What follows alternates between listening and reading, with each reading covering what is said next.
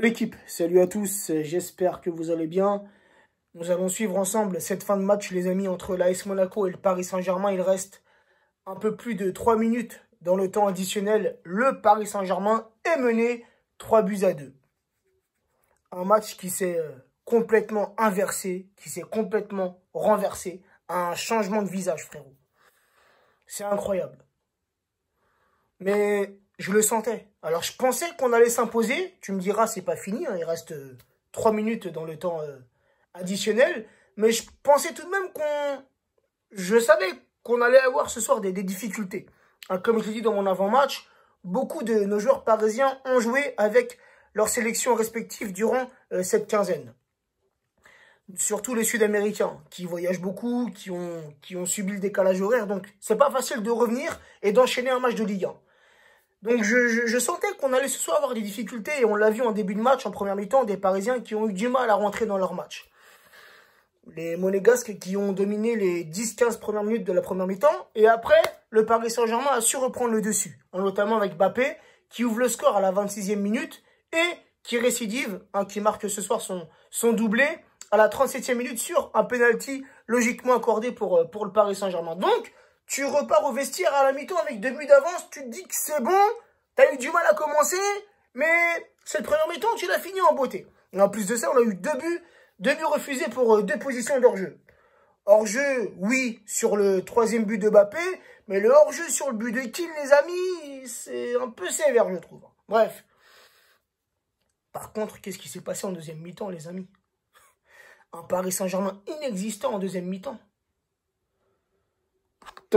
J'ai eu l'impression que ce n'était pas les mêmes joueurs, que ce n'était pas la même équipe. Surtout défensivement, les gars. En première mi-temps, tu as eu Navas qui a eu 2-3 arrêts à faire, il les a fait. Nickel. Mais en seconde mi-temps, les gars, la défense parisienne, complètement à la ramasse. Défensivement, on a coulé. Après, il faut dire que côté monégasque, à la mi-temps, en la rentrée de Fabregas et Caio Hernandez, hein, si je ne me trompe pas, le latéral gauche, là, le Brésilien, 2 rentrées qui nous ont fait du mal, les gars. Ce latéral gauche, il est très fort, très rapide. Il a complètement grillé notre jeune défenseur Dagba. Complètement à la ramasse Dagba ce soir. Diallo, c'est pareil. Donc, cette deuxième mi-temps, elle commence mal. Monaco qui revient, 2-1. Ensuite, 2-2, doublé de Voland qui répond au doublé de Mbappé. Et ensuite, le cauchemar, frère. Le cauchemar, du grand n'importe quoi. Et là, je pense que c'est terminé. On va s'incliner, les amis. Super. Bravo. Juste avant un match important en Ligue des Champions, super. Super, les gars. Comme je l'ai dit, Diallo, mais c'est quoi ton contrôle de merde? C'est des pros, frère, tu vois ce que je veux dire? Depuis que t'es petit, t'apprends à contrôler. Là, il foire complètement son contrôle, il perd le ballon, il veut revenir, il fait faute, penalty pour l'AS Monaco, et carton rouge, dégage au vestiaire. Ah, franchement, cette deuxième mi-temps, j'ai pas du tout reconnu la défense parisienne. Incroyable, les gars. C'est la preuve. T'as eu dans un match, frérot, comment tout peut s'inverser. Comment tout peut s'inverser, c'est incroyable. Moi, ce qui m'inquiète, c'est pour mardi, les gars. C'est pour mardi. On doit impérativement s'imposer contre les petits. Et ce soir, c'était un match pour se mettre dans de bonnes conditions.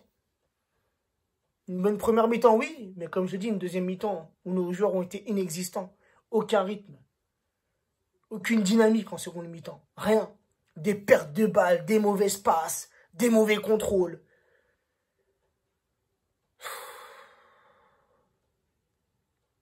Vas-y, Sif, ça y est.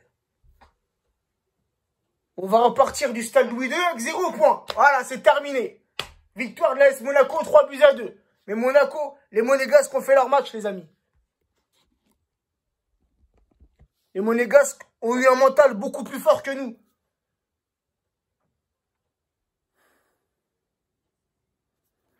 Bref, qu'est-ce que tu veux rajouter sur ce match? Qu'est-ce que tu veux rajouter sur ce match? C'était important de gagner ce soir. Hein, même si on est premier de la Ligue 1 avec une longueur d'avance, ok, je veux bien l'entendre. Mais c'était important, les amis, de s'imposer ce soir. De repartir avec les 3 points. De repartir avec une confiance. Parce que mardi, les gars, ça va pas être de la rigolade. Hein. Au Parc des Princes, Ligue des Champions, ça va pas être de la rigolade.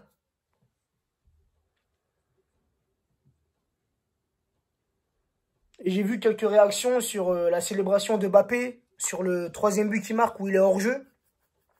À un moment donné, Mbappé, sur la célébration, il embrasse les cuissons parisiens.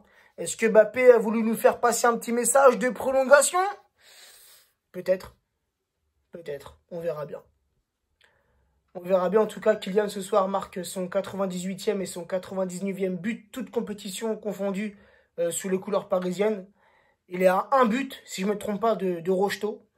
Donc, ouais, grosse perf. Grosse perf de Mbappé, mais j'aurais aimé qu'on reparte de Louis II avec les 3 points. Bref, on se retrouvera, les amis, d'ici quelques jours pour l'avant-match de ce match de Ligue des Champions, Paris Saint-Germain-Leipzig. En espérant que mardi, nos Parisiens nous montrent notre visage, les gars. Un visage plus sérieux, plus concentré, plus motivé. Avec de l'intensité, ce que je n'ai pas vu ce soir. Bref, prenez soin de vous, la team. Ciao. Petite rectification, les amis, ce n'est pas Caio Hernandez, comme j'ai pu le dire dans mon débrief, mais Caio Henrique, le latéral de l'AS Monaco.